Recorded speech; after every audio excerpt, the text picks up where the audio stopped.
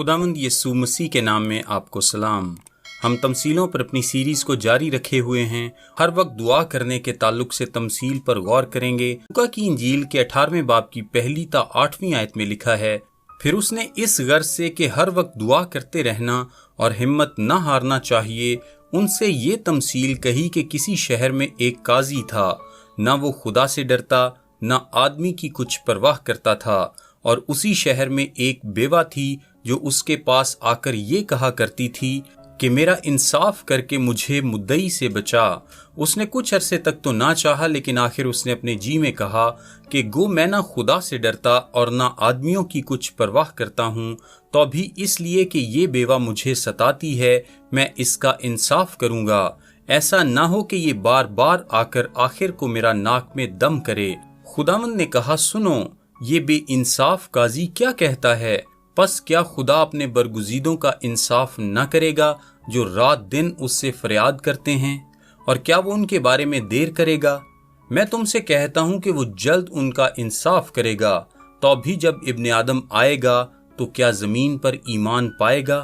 دوسری آیت پر غور کریں، لکھا ہے، کسی شہر میں ایک قاضی تھا، نہ وہ خدا سے ڈرتا نہ آدمی کی کچھ پرواہ کرتا تھا۔ یہ اسرائیل میں ایک معمول کا شہر تھا، اور جو کچھ اس کے بعد بتایا جائے گا وہ سارے اسرائیل کے لیے کافی جانی پہچانی بات تھی، کیونکہ اسرائیل میں بیوائیں کافی مشاہدے میں آتیں اور بے انصاف قاضیوں کا کافی رجحان تھا، اور یہاں ہم ایک ایسے ہی قاضی سے ملتے ہیں جو نہ خدا سے ڈرتا تھا اور نہ آدمیوں کی عزت کرتا تھا۔ ایک ایسا شخص جس کے ہاں خدا کے لیے کوئی احترام اور لوگوں کے لیے کوئی دلچسپی نہیں، خدا کی شریعت کے لیے، خدا کی مرضی کے لیے کوئی پرواہ نہیں، اور وہ لوگوں کی ضروریات اور ان کی جائز اغراض سے قطعاً لا تعلق ہے۔ یہ شخص یکسر کلی طور پر بدکار ہے۔ کوئی راہ نہیں کہ اس شخص کی بدکرداری میں خدا کی شریعت یا انسانی ضرورت کی روح سے مداخلت کی جا سکے۔ وہ خدا کی تعظیم یا پرستش، ترس یا ہمدردی کے باعث متاثر نہیں ہوتا۔ اسے پہلے حکم میں خدا سے محبت رکھنے اور دوسرے حکم میں اپنے پڑوسی سے پیار کرنے میں کوئی دلچسپی نہیں ہے۔ وہ بہت برا آدمی ہے۔ اس کی برائی اور زیادہ ہو جاتی ہے کیونکہ یہ شخص ایک قاضی ہے، اور وہ اپنے فیصلوں کو خدا کی شریعت اور لوگوں کی ضروریات دونوں کے حوالے سے ادا کرتا ہے، اور چونکہ وہ ان دونوں سے متاثر نہیں ہوتا اور جیسا کہ یسوع سے پیش کرتا ہے، وہ ایک ناراست منصف ہے۔ بے انصاف کے لفظ کا مطلب ہے بے ایمان، بگڑا ہوا۔ نہ صرف وہ اتنا برا ہے بلکہ اسے اس بات کا علم بھی ہے، اور وہ اس بات پر مطمئن ہے۔ لوکا کی انجیل کے 18ویں باب کی 4 آیت میں لکھا ہے کہ اس نے اپنے آپ سے کہا، لکھا ہے، گو میں نہ خدا سے ڈرتا اور نہ آدمیوں کی کچھ پرواہ کرتا ہوں۔ یہ محض اس شخص کی وہ تعریف نہیں جو لوگوں کی طرف سے اس پر تھوپ دی گئی تھی، جو کہ اسے جانتے تھے، بلکہ وہ کلی طور پر خود بھی اس سے متفق ہے۔ وہ ایسا بدترین انسان ثابت ہوا ہے جو ایک بہت ہی اہم ذمہ داری کی حیثیت پر فائز ہے، جس کی خدا کے لیے اور لوگوں کے لیے لاپرواہی کے ان تمام لوگوں پر بھاری اثرات مرتب ہو رہے ہیں جو اس کی عدالت میں حاضر ہوتے ہیں۔ اب وہ عدالت جس میں اس قسم کا قاضی اس کا حصہ ہو ایک سول عدالت ہوگی۔ قصبوں میں اور دیہاتوں میں یا بڑے شہروں میں یہ عدالتیں کئی جگہ پر موجود ہوتی تھیں۔ ہر چھوٹے قصبے میں ایک کا ہونا ضروری تھا، اور یروشلم جیسے شہر میں اس طرح کی کئی عدالتیں ہوا کرتیں۔ یہ کوئی ایسی عدالت نہ تھی جہاں لوگ مذہبی باتوں یا روایات یا پرانے عہد نامے کی شریعت کی تشریح کیا کرتے۔ یہ ایک سول عدالت تھی، لیکن قاضی کی خدا کے حضور بڑی سنجیدہ ذمہ داری ہوا کرتی کہ خدا کی شریعت کو قائم رکھے اور لوگوں کے لیے ہمدردی اور ترس کو برقرار رکھے۔ اسرائیل میں ہر قاضی پرانے عہد نامے کی تعلیم سے کافی آگاہ ہوتا۔ تواریخ کی دوسری کتاب کے 19ویں باب میں یہوشافط شاہ یہودا تھا۔ یہ حوالہ 4 تا 7ویں آیت میں بتاتا ہے، لکھا ہے، اور یہوشافط یروشلم میں رہتا تھا، اور اس نے پھر بیرسبا سے افرائیم کے کوہستان تک لوگوں کے درمیان دورہ کر کے ان کو خداوند ان کے باپ دادا کے خدا کی طرف پھر رجوع کیا، اور اس نے یہودا کے سب فصیلدار شہروں میں شہر بشہر قاضی مقرر کیے، اور قاضیوں سے کہا کہ جو کچھ کرو سوچ سمجھ کر کرو، کیونکہ تم آدمیوں کی طرف سے نہیں بلکہ خدا کی طرف سے عدالت کرتے ہو، اور وہ فیصلے میں تمہارے ساتھ ہے۔ پس خداوند کا خوف تم میں رہے، سو خبرداری سے کام کرنا، کیونکہ خداوند ہمارے خدا میں بے انصافی نہیں ہے، اور نہ کسی کی روداری نہ رشوت خوری ہے۔ اسرائیل میں کوئی بھی شخص جو کبھی کسی بھی عدالتی ذمہ داری کے لیے مقرر ہوتا اس حوالے سے بڑی اچھی طرح واقف ہوتا، تو بھی پرانے عہد نامے میں خدا کی واضح ہدایات کے باوجود قاضی بگڑے ہوا کرتے۔ آموس کی کتاب کے 5ویں باب میں بھی اس کا ذکر ہے۔ اس قسم کی عدالتیں محض پرانے عہد نامے کے دور تک ہی محدود نہ تھیں، بلکہ یہ ہمارے خداوند یسوع مسیح کے وقت میں بھی رائج تھیں۔ ان کا خطاب لٹیرے قاضی بن چکا تھا، کیونکہ وہ اس قدر خراب تھے۔ وہ طرفداری کا مظاہرہ کرتے تھے، وہ بے انصاف تھے، اور وہ رشوت لیا کرتے تھے۔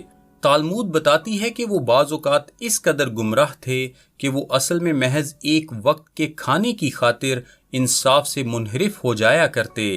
دوسری آیت میں پرواہ کے لفظ پر غور کریں، جس کے لیے یونانی لفظ اینتھریپومینوس آیا ہے، جو کہ ایک دلچسپ لفظ ہے جس کا مطلب ہے شرمندہ کرنا، شرمندہ کیا جانا۔ دوسرے الفاظ میں اس آدمی کے پاس کوئی شرم نہیں تھی، وہ جو کچھ بھی کرے اسے شرمسار نہیں کیا جا سکتا تھا۔ یہ پیغام ابھی جاری ہے۔ میرا نام تابش کا۔ لوکا کی انجیل کے 18ویں باب کی 3 آیت میں لکھا ہے، اور اسی شہر میں ایک بیوہ تھی جو اس کے پاس آ کر یہ کہا کرتی تھی کہ میرا انصاف کر کے مجھے مدعی سے بچا۔ دراصل کسی نے اس کو اس قدر دھوکہ دیا تھا کہ وہ مفلس ہو گئی تھی۔ وہ نہ صرف اس صورتحال کی وجہ سے غریب ہے جس کے باعث وہ مسلسل آتی ہے اور آتی ہی رہتی ہے، بلکہ خداوند کا اس سے اس بات کی جانب بھی اشارہ تھا کہ وہ واقعہ ہی کسی ایسی حالت سے دوچار تھی جس میں اسے بہر صورت وہ سب حاصل کرنا ہی تھا جو جائز طور پر اس کا حق تھا۔ لیکن ہم یہ جانتے ہیں کہ اس کی مفلسی مالی معاملے سے بھی بڑھ کر ہے۔ بظاہر اس کی زندگی میں، اس کے خاندان میں کوئی مرد نہیں، کوئی بھائی نہیں، کوئی بہنوئی نہیں، باپ نہیں، بیٹا نہیں، رشتے کا بھائی نہیں، بھتیجا نہیں، کوئی بھی ایسا آدمی نہیں جو اس کے معاملے کی پیروی کرے، کیونکہ عدالتوں میں مرد جایا کرتے تھے، وہاں عورتوں کی نہیں چلتی تھی، وہاں صرف اور صرف مردوں کی مانی جاتی۔ مرد عدالت میں آیا کرتے تھے، عدالتیں مردوں کی تھیں۔ کوئی عورت صرف اس صورت میں عدالت آتی تھی جب اس کے معاملے کی پیروی کرنے کے لیے کوئی مرد موجود نہ ہوتا تھا۔ یہ عورت تنہا ہے، وہ غریب، بے اختیار، لاچار، محروم، کمتر، انجان، جن سے کوئی محبت نہیں کرتا، جن کی کسی کو پرواہ نہیں، اور مایوس لوگوں کی نمائندگی کرتی ہے۔ اور ایک بیوہ کی مثال کا استعمال کرنا بڑی کمال کی بات ہے، کیونکہ اس کا معاملہ جیسا کہ پرانے عہد نامے میں بالکل واضح ہے کہ اگر کسی قانونی بنیاد پر نہیں تو رحم کی بنیاد پر حل کیا جانا چاہیے۔ قاضی کو کچھ ایسا کرنا چاہیے تھا کہ اس کا خیال رکھا جاتا۔ خروج کی کتاب کے 22ویں باب کی 22 تا 24 آیت میں ایک بیوہ پر رحم کرنے کی ذمہ داری کے بارے میں بتایا گیا ہے۔ استثناء کی کتاب کے 24ویں باب کی 17ویں تا 18ویں آیت میں، یسایہ کی کتاب کے پہلے باب کی 16ویں تا 17ویں آیت میں، اور بہت سی اور جگہوں پر بیواؤں کی دیکھ بھال کرنے کے لیے کہا گیا ہے۔ ان کی ضروریات کا پورا ہونا ضرور تھا۔ یہ قاضی ہمدردی کی روح سے، ترس کے لحاظ سے اس کے لیے بالکل لاپرواہ ہے، لیکن ظاہری طور پر شریعت اس کے حق میں ہے، کیونکہ وہ قانونی تحفظ کی درخواست کر رہی ہے۔ اس کے ساتھ دھوکا ہوا ہے، جائیداد، دولت جو کہ اس کا کل اثاثہ تھا، اس سے چھین لیا گیا ہے۔ مقدس لوکا کئی بیواؤں کے تعلق سے اپنی انجیل اور اس کے علاوہ اعمال کی کتاب دونوں میں توجہ دلاتا ہے۔ وہ قدیم دنیا میں اہم مقام رکھتی تھیں وہاں بگڑے ہوئے قاضی بہت زیادہ تھے اور کہیں زیادہ ضرورت مند بیوائیں بھی موجود تھیں۔ تیسری آیت میں ہم دیکھتے ہیں کہ وہ آتی ہے اور آتی ہی رہتی ہے اور بولتی رہتی ہے، جس کا مطلب ہے کہ وہ ڈٹی ہوئی ہے اور وہ ہر روز وہیں ہوتی ہے اور وہ کہہ رہی ہے مجھے قانونی تحفظ دو، مجھے وہ دو جو کہ میرا حق ہے۔ وہ سراسر لاپرواہ شخص تھا۔ وہ قاضی ایسا بدترین انسان ہے جس کا کبھی تصور کیا جا سکتا ہو۔ لیکن چوتھی آیت میں یہ لکھا ہے کہ اس نے کچھ عرصے تک تو نہ چاہا، لیکن آخر اس نے اپنے جی میں کہا۔ اب یہاں ہمیں اس مصرف بیٹے کی طرح ایک خود کلامی نظر آتی ہے جو جب ہوش میں آیا اور اپنے آپ سے کہنے لگا، لہٰذا یہ آدمی اپنے آپ سے کہتا ہے، لکھا ہے، گو میں نہ خدا سے ڈرتا اور نہ آدمیوں کی کچھ پرواہ کرتا ہوں۔ وہ خود ایک بدبخت شخص ہونے کا اقرار کرتا ہے جسے کسی بات کی جھجک نہیں، اس کی کوئی خالص نیت نہیں، کچھ بھی ہو اس کی کوئی خالص نیت نہیں، لیکن پھر بھی وہ کہتا ہے، 5ویں آیت میں لکھا ہے، تو بھی اس لیے کہ یہ بیوہ مجھے ستاتی ہے۔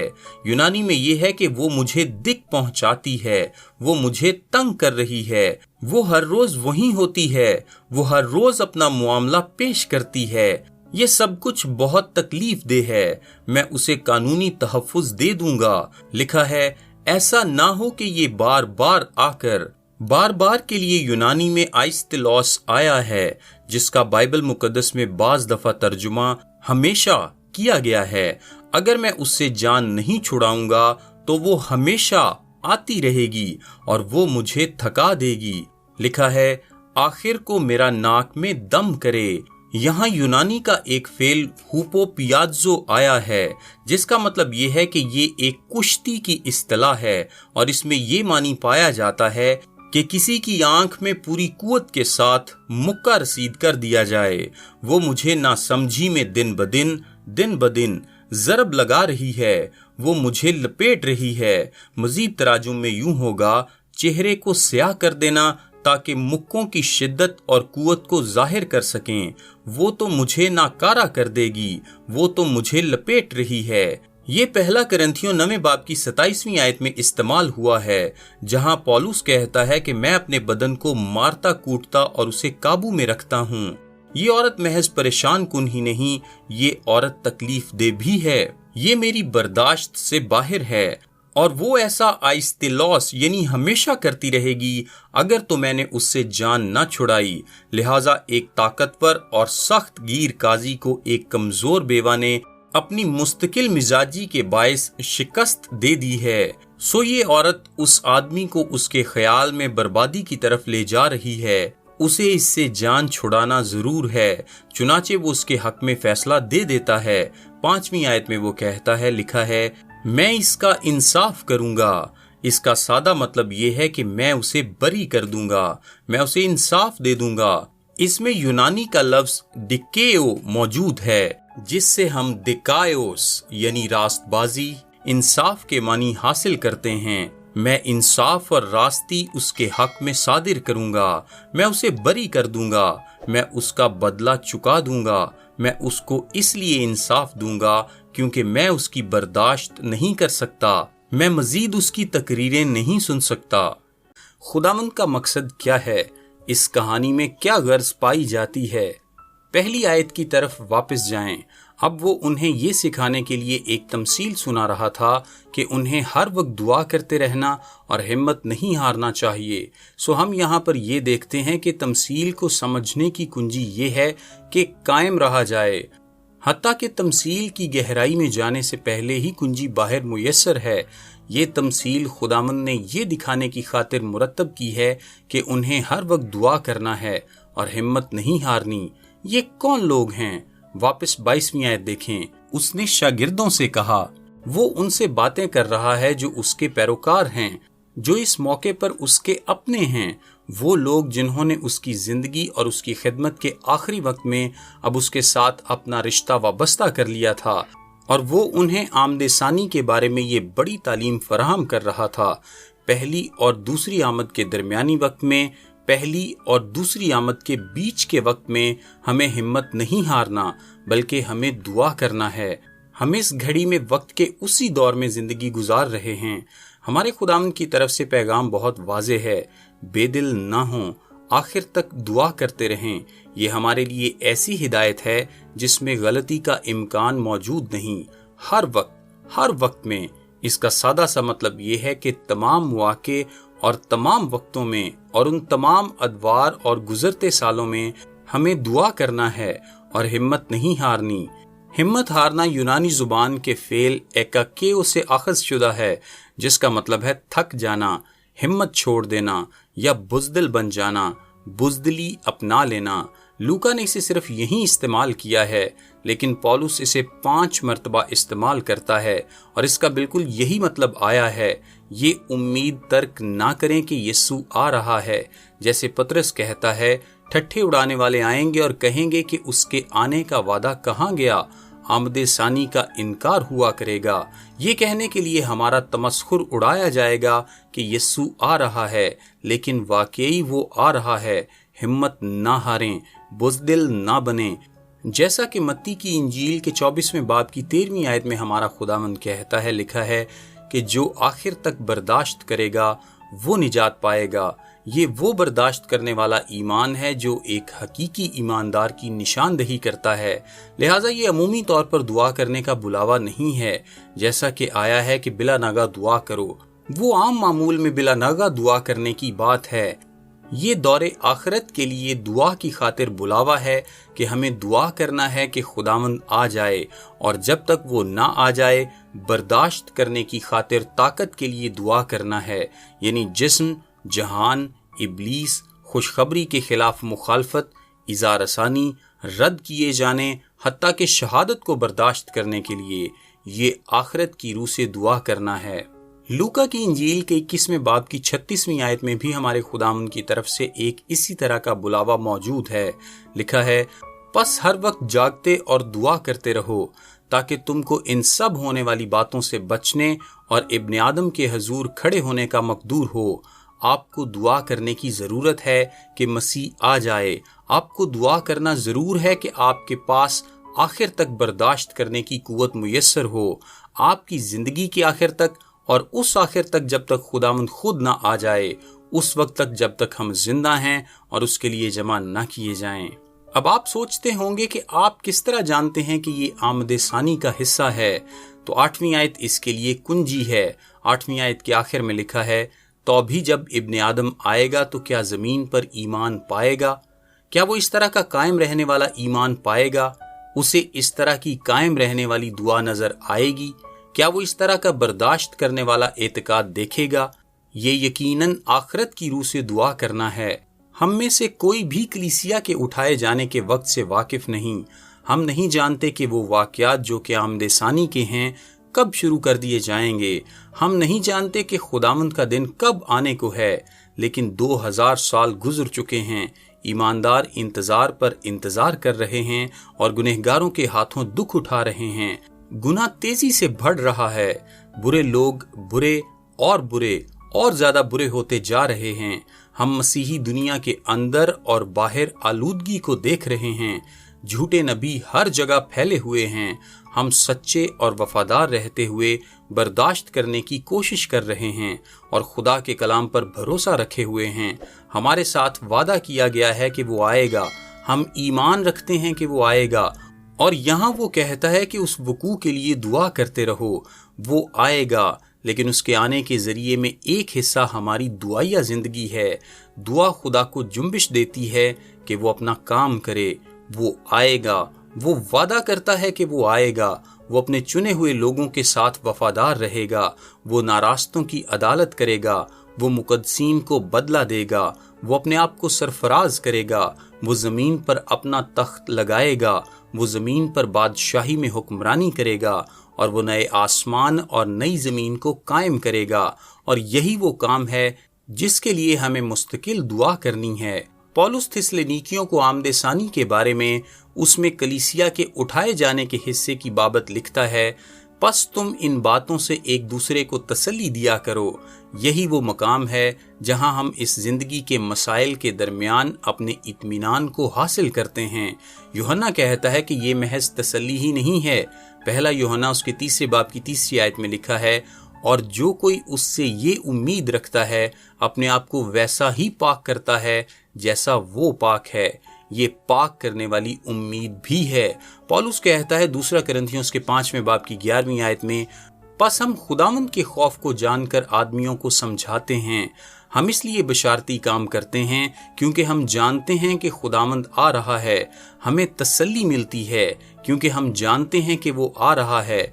हम पाक होते जाते हैं क्योंकि हम जानते हैं कि वो आ रहा है। ये पैगाम 6 आयत की तरफ बढ़ें और सुने कि खुदावंद क्या तशरीह करता है। खुदावंद अपने वापस आने के तनाजुर में कहानी बयान करता है। लिखा है, खुदावंद ने कहा, सुनो ये बेइंसाफ काजी क्या कहता है। ये ऐसी बात कहने का एक तरह से इलाकाई तरीका है कि आएं इस कहानी के मफहूम के बारे में सोचें, तमसील में मौजूद शरीर काजी के बारे में सोचें, इसके बारे में ख्याल करें। वो खुदा से लाताल्लुक था, वो बेरहमाना तौर पर लोगों के लिए लापरवाह था, लेकिन सिर्फ और सिर्फ खुद गर्जाना मकासद के लिए उसने वो किया जो कि एक दुरुस्त काम था। उसने उस औरत के लिए जिसके वास्ते वो कोई एहसास, कोई जज्बा ना रखता था, वो जिसके लिए वो कोई वाबस्तगी नहीं रखता था, वो किया जो कि दुरुस्त था। यही वो नुक्ता है जिससे हम बात को आगे बढ़ाएंगे जब हम खुदावंद की तशरीह को सुनते हैं। लेकिन आए 7वीं आयत की तरफ जाएं और मुआजने पर गौर करें। लिखा है, बस क्या खुदा अपने बरगुज़ीदों का इंसाफ ना करेगा जो रात दिन उससे फरियाद करते हैं, और क्या वो उनके बारे में देर करेगा। सुनिए कि इसमें क्या मतलब पाया जाता है। ये कहीं बड़ी नौयत का मुआजना है। ये कमतर और बरतर किस्म का मुआजना है। ये एक शिद्दत रखता है। आपके सामने सबसे बदकार, बेहिस, सख्तगीर, बेपरवाह इंसान है जो किसी ऐसे के लिए दुरुस्त काम कर रहा है जिसकी खातिर वो कोई जज्बा या दिलचस्पी नहीं रखता। और अगर एक काजी जो ऐसा है किसी शख्स के लिए जिसकी खातिर वो कोई उल्फत नहीं रखता ऐसा काम कर दे जो अच्छा है, तो आप क्या समझते हैं कि क्या खुदा उन लोगों के लिए जो उसने अब्दियत के लिए चुन लिए हैं वो ना करेगा जो दुरुस्त है, जिनसे उसने बिनाए आलम से पेशतर मोहब्बत रखी। और ये वो हैं जो दिन और रात उसके जलाल के आने के लिए पुकारते हुए इल्तमास करते हैं, इसलिए कि वो उसके साथ जलाल पाएं। बेवा चुने हुए लोगों की नुमाइंदगी करती है। ये काजी खुदा की मानिंद नहीं है, ये काजी खुदा के मुतजाद है। वो जैसा आप देख सकते हैं कि खुदा के बिल्कुल उलट है। खुदा हमेशा वो करता है जो उसके अपने कानून के मुताबिक दुरुस्त है। खुदा हमेशा तरस खाता है, रहम दिल, पुरफज़ल, नरम दिल और मेहरबान है। और खुदा वो करेगा जो वो कहता है कि अपने फर्जंदों के जलाली ज़हूर को जाहिर करने की खातिर करेगा, जिनसे उसने जहान की बुनियाद रखने से पहले मोहब्बत रखी। बदकार, बेइंसाफ, मोहब्बत से आरी काजी दुरुस्त काम करेगा, तो फिर एक रास्त मोहब्बत से भरा पाक खुदा क्या नहीं करेगा। जवाब के लिए 7वीं आयत में देखें, लिखा है, बस क्या खुदा अपने बरगुज़ीदों का इंसाफ ना करेगा। क्या वो इंसाफ नहीं करेगा? क्या वो अपने चुने हुए लोगों को इंसाफ नहीं देगा जिन्हें उसने निजात की खातिर चुन लिया है। पहला पत्रस उसके 2 बाब की 23वीं आयत में लिखा है, ना वो गालियां खाकर गाली देता था और ना दुख पाकर किसी को धमकाता था, बल्कि अपने आप को सच्चे इंसाफ करने वाले के सुपुर्द करता था। और रोमियों के खत के 12वें बाब की 19वीं आयत में लिखा है, खुदावंद फरमाता है, इंतकाम लेना मेरा काम है। फिर मुकाशफा 19 बाब उसकी 2 आयत में लिखा है, उसके फैसले रास्त और दुरुस्त हैं, वो ऐसा करेगा। उसने अपने चुने हुए लोगों के लिए वादा किया हुआ है, क्योंकि उसके कलाम का सवाल है और वो अपने कलाम के साथ वफादार होता है। और वो अपनी शरीयत के साथ वफादार है, क्योंकि वो रहीम है, क्योंकि वो तरस खाता है, और क्योंकि वो उन लोगों से प्यार करता है जिन्हें उसने अब्दियत के लिए चुन लिया है। चुनाचे यहाँ पर पाई जाने वाली कुंजी 7वीं आयत में है। लिखा है, जो रात दिन उससे फरियाद करते हैं। ये हम लोग हैं, और ये हमें लूका की इंजील के 17वें बाब की 22वीं आयत में वापस ले जाता है। लिखा है, वो दिन आएंगे कि तुमको इब्ने आदम के दिनों में से एक दिन को देखने की आरजू होगी। ये फिर से हम लोग ही हैं। हम मसीह के आने की आरजू किए हुए हैं। हम बाबरकत उम्मीद के साथ और उस अजीम खुदा اور اپنے منجی یسوع مسیح کے جلالی ظہور کے لیے زندگی گزار رہے ہیں۔ ہم آرزو رکھتے ہوئے جی رہے ہیں۔ ہم مکاشفہ کی کتاب کے 6 باب میں اس تعلق سے التجا کرتے ہوئے جی رہے ہیں جس پر ہم نے بات کی ہے کہ اے خداوند، اور کتنی دیر، جب تک تو آ نہیں جاتا اور راست بازی اور جلال کو قائم نہیں کرتا، تو کب تک اس بدی کو اجازت دے گا؟ ہم ان پہلے تھسلونیکیوں اس کے پہلے باب کی 10ویں آیت کی مانند لوگ ہیں جو اس کے بیٹے کے آسمان سے آنے کی راہ تکتے ہیں، جو اس کے بیٹے کے آسمان سے آنے کے انتظار میں ہیں۔ میں نہیں سمجھتا کہ آپ اس وقت تک اپنی مسیحی زندگی گزار سکتے ہیں جیسے خداوند چاہتا ہے کہ آپ گزاریں، جب تک آپ آمد ثانی کی روشنی میں اسے نہ جئیں۔ آپ مسیح کی آمد ثانی کی مسیحی تعلیم کو کلیسیا کی بلا ناغہ بول چال سے، اپنی بات چیت سے یا آمد ثانی کی الہیات سے علیحدہ نہیں کر سکتے، اپنی زندگی سے ہٹا نہیں سکتے، کیونکہ اس کے بغیر آپ جو کچھ بھی دیکھتے ہیں اس کے آپ پر بھاری اثرات مرتب ہوتے ہیں۔ 7ویں آیت میں لکھا ہے، پس کیا خدا اپنے برگزیدوں کا انصاف نہ کرے گا جو رات دن اس سے فریاد کرتے ہیں؟ بے شک وہ کرے گا، اس میں کوئی شک نہیں کہ سچے برگزیدہ ایمان رکھتے رہیں گے، امید جاری رکھیں گے، دعا کرتے رہیں گے کہ یسوع جلد آئے گا۔ پھر کیا وہ ان کے لیے دیر کرے گا؟ یسوع کی پہلی اور دوسری آمد کا طویل درمیانی وقفہ ایک ایسا دور ہے جس میں خدا برداشت کا مظاہرہ کر رہا ہے، ان کے لیے تحمل کر رہا ہے۔ یہ کلام کہتا ہے ان کے لیے تحمل کر رہا ہے۔ اس متن میں وہ واپس 17ویں باب کی 22ویں آیت دیکھیں تو شاگرد ہیں، اس کے اپنے لوگ جن کی خاطر وہ ٹھہرا ہوا ہے، اور ہمارا خداوند کہہ رہا ہے کہ وہ آ رہا ہے، وہ آئے گا، وہ اپنے لوگوں کو بدلہ دے گا، وہ اپنے جلال کو ظاہر کرے گا، وہ گنہگاروں کی عدالت کرے گا، لیکن اس نے اپنے غضب کو ایک لمبے طویل وقت کے لیے ایک دور کے فاصلے کی طرف ہٹا دیا ہے۔ یہ اس بات کو بیان کرتا ہے جو خروج کی کتاب کے 34ویں باب میں خدا کے بارے میں کہی گئی ہے کہ وہ قہر کرنے میں دھیما ہے۔ خدا کے پاس عدالت کرنے کا اختیار ہے، لیکن وہ رحیم ہونے کے لیے بھی حق رکھتا ہے۔ خدا اپنے وقت پر عدالت کرے گا، لیکن پطرس اس چھوٹی سی پریشانی کے لیے دوسرے پطرس اس کے 3 باب کی 9ویں آیت میں جواب دیتا ہے۔ لکھا ہے، خداوند اپنے وعدے میں دیر نہیں کرتا جیسی دیر بعض لوگ سمجھتے ہیں، بلکہ تمہارے بارے میں تحمل کرتا ہے، اس لیے کہ کسی کی ہلاکت نہیں چاہتا، بلکہ یہ چاہتا ہے کہ سب کی توبہ تک نوبت پہنچے۔ چنانچہ دوسرا پطرس اس کے 3 باب کی 15ویں آیت میں پطرس یہ کہتا ہے کہ خدا کا میکروتھمیا نجات ہے۔ وہ کس کا انتظار کر رہا ہے؟ وہ اپنے برگزیدوں کی نجات کے انتظار میں ہے۔ وہ اس وقت تک انتظار کر رہا ہے جب تک وہ سب اکٹھے نہ ہو جائیں۔ آپ نہیں چاہیں گے کہ وہ اس سے پہلے کہیں یہاں آ جائے، اور جب باقی سب برگزیدہ جمع کر لیے جائیں گے تو پھر خاتمہ ہو جائے گا۔ ہاں، وہ اپنا غضب پورا کرے گا، لیکن اس وقت تک نہیں جب تک وہ اپنے فضل کو پورا نہ کر لے۔ یہی میکروتھومیا کا ہر اس موقع پر مفہوم ہے جب یہ خدا کے حوالے سے استعمال ہوا ہے۔ یہ رومیوں کے خط کے 2 باب کی 4 آیت میں، پھر رومیوں کے خط کے 9 باب کی 22ویں آیت میں، پہلا پطرس اس کے 3 باب کی 20ویں آیت میں، دوسرا پطرس اس کے 3 باب کی 9ویں اور پھر 15ویں آیت میں، پہلا تیموتھیوس اس کے پہلے باب کی 16ویں آیت میں خدا کے حوالے سے استعمال ہوا ہے۔ ان سب معاملات میں یہ مراد پائی جاتی ہے کہ خدا اپنے غضب کو دور روک رکھتا ہے۔ 8ویں آیت میں لکھا ہے، میں تم سے کہتا ہوں کہ وہ جلد ان کا انصاف کرے گا، جس کا اصطلاحاً مطلب یہ ہے کہ برگزیدوں کو بدلہ دے گا۔ وہ بڑی تیزی سے برگزیدوں کا انصاف کرے گا۔ یونانی میں یہ ہے انٹیخے، فوراً، اچانک۔ یہ جب ہوگا تو یہ فوراً ہو جائے گا، اور وہ یہ کرے گا۔ لیکن آپ دعا کرتے رہیں اور کرتے رہیں، اور دعا میں قائم رہیں اور بے دل نہ ہوں، کیونکہ وہ اپنے سارے برگزیدوں کو اکٹھا کرنے کا انتظار کر رہا ہے۔ وہ 8ویں آیت میں ایک سوال کے ساتھ بات کو ختم کرتا ہے۔ لکھا ہے، تو ابھی جب ابن آدم آئے گا تو کیا زمین پر ایمان پائے گا؟ اس کا مطلب کیا ہے؟ یسوع محض فکر مندی سے یہ سوال پوچھ رہا ہے کہ جب وہ آئے گا، یہ دیکھتے ہوئے کہ اگر یہ ایک لمبے عرصے کے بعد ہوگا تو کیا کوئی اس بیوہ کی مانند قائم رہ جائے گا؟ جب وہ واقعی آئے گا تو کیا اسے ایسے لوگ ملیں گے جو اس کی آمد کے لیے دعا کرتے ہوں گے؟ میں کہیں نہ کہیں یہ خیال رکھتا ہوں کہ اگر وہ اب آ جائے تو وہ بہت سے ایسے لوگ پائے گا جو خود کو مسیحی کہتے ہیں لیکن اس بات میں بہت کم دلچسپی رکھتے ہوں گے۔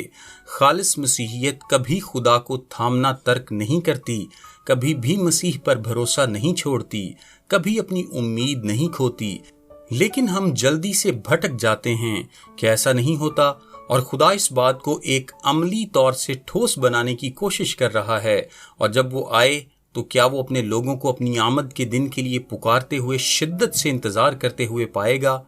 کیا ہم اس کے ظہور کے دلدادہ ہوں گے؟ کیا ہم مارا ناتھا پکارتے ہوں گے؟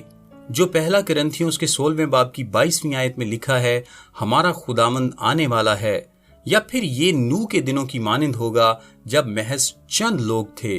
عزیزو، ہم امید میں زندہ ہیں، ہم امید میں جیتے ہیں، ہم حقیقی مسیحی ہیں، اور ہمارے ساتھ ایک نہایت عمدہ وعدہ کیا گیا ہے۔